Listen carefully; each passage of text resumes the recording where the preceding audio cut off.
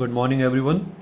So, today we will start with the next topic, electric field intensity due to a uniformly charged spherical shell. Now, before we start that, let me tell you a concept.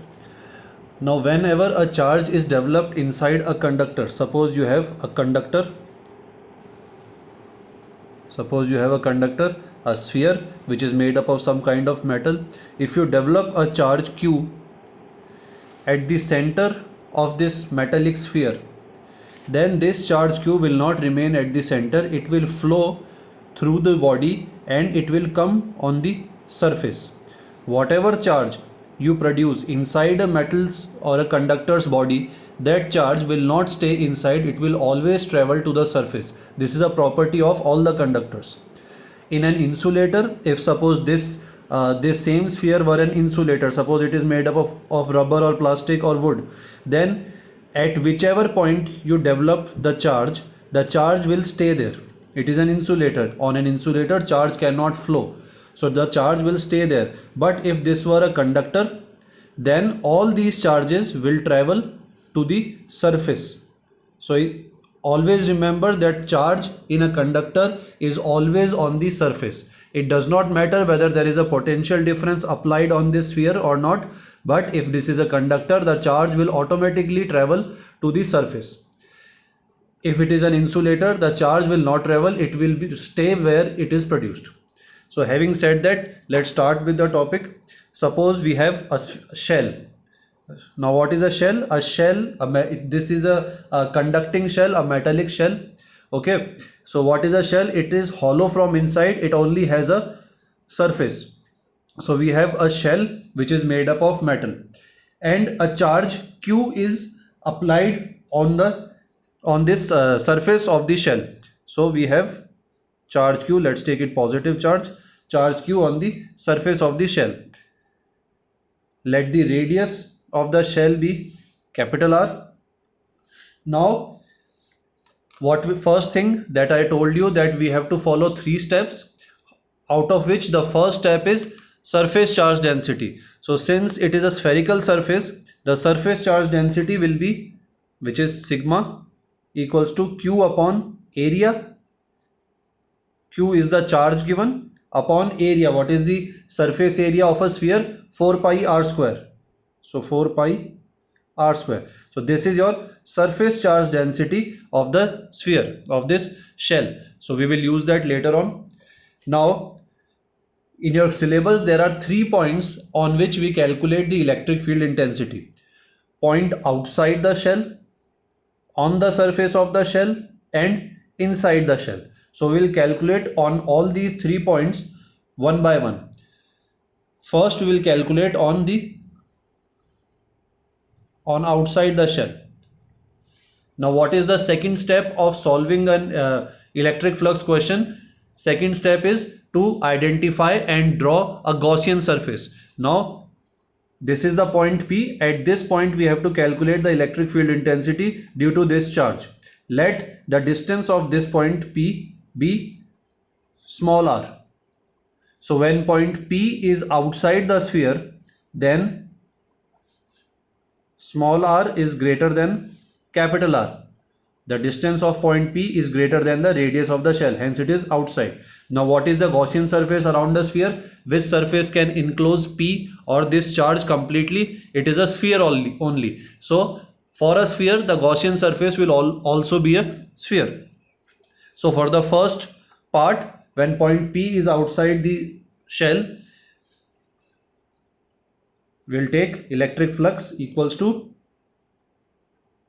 E dot ds surface integral, which is equal to total charge upon epsilon naught according to Gauss law. Now I told you third part is execution of integral. I told you in the previous video also that this integral is always on the surface because it is a surface integral, so it will be applied on the surface. So if you apply this, then you can write it like this, equals to q upon epsilon naught.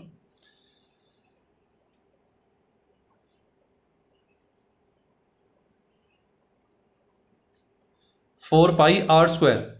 Now note this, The r here is small r, it is not capital R. Why is it so? Because capital R was the radius of the shell, small r is the radius of the Gaussian surface. So here we are using Gauss law, so we will take the radius of Gaussian surface and not the radius of the shell.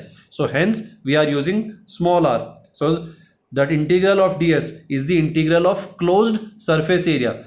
Closed surface area of what? Closed surface area of Gaussian surface. Which is the Gaussian surface? On which the point P is lying. This dotted line, this is the Gaussian surface. So when we integrate ds, we will write the surface area of the Gaussian surface, which is 4 pi small r square. This is equal to q upon epsilon naught. So E will be equal to q upon 4 pi r square epsilon naught. From here, from surface charge density, we can write q equals to sigma into 4 pi capital R square. So if I substitute this, then 4 pi and 4 pi will get cancelled out. So you'll get sigma r square upon epsilon naught r square.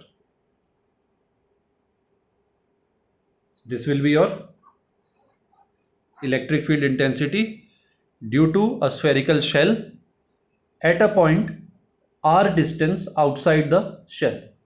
Now, second part,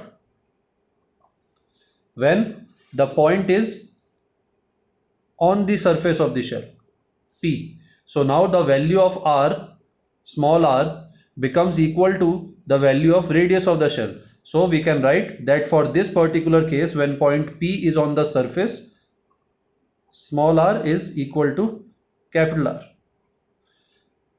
So in that case, we can use the equation obtained in the above part and directly write the expression. So if we or you can do these steps only, you will get the same answer. For r equals to capital R, E equals to sigma capital R square upon epsilon naught small r square. Now since small r is equal to capital R, so I can replace this small r by capital R and we will get sigma upon epsilon naught. So this is your expression of electric field when the point P is on the surface of the shell. For third part, point P is inside the surface of the shell, that is somewhere here. Suppose this is the point P, this is your small r. Now again we have to make the Gaussian surface. The Gaussian surface will include this point, so it will look like this. This is your Gaussian surface. So for third part, small r is less than capital R.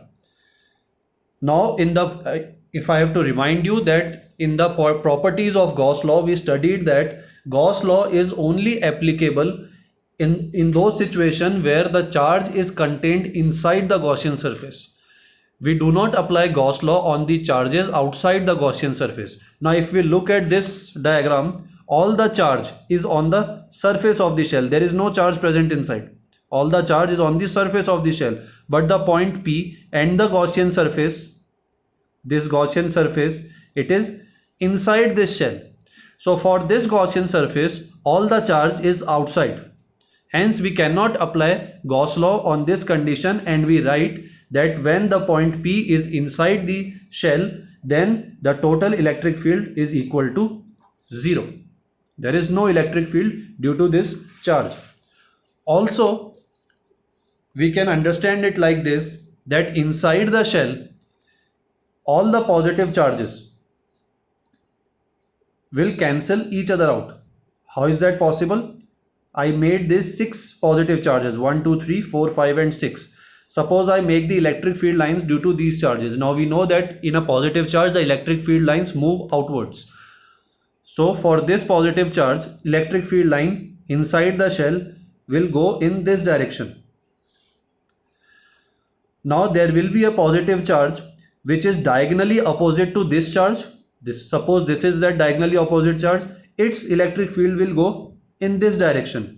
So the electric field due to this charge and electric field due to this charge is equal and opposite in the magnitude and direction. They are equal in magnitude because they are same charges. They are opposite in direction because they are both towards the center of the sphere. Now these two will cancel each other out. Similarly, a diagonal of this charge and this will cancel each other. This will be cancelled by this. Hence all the charges will be cancelled by their respective diagonally opposite charges.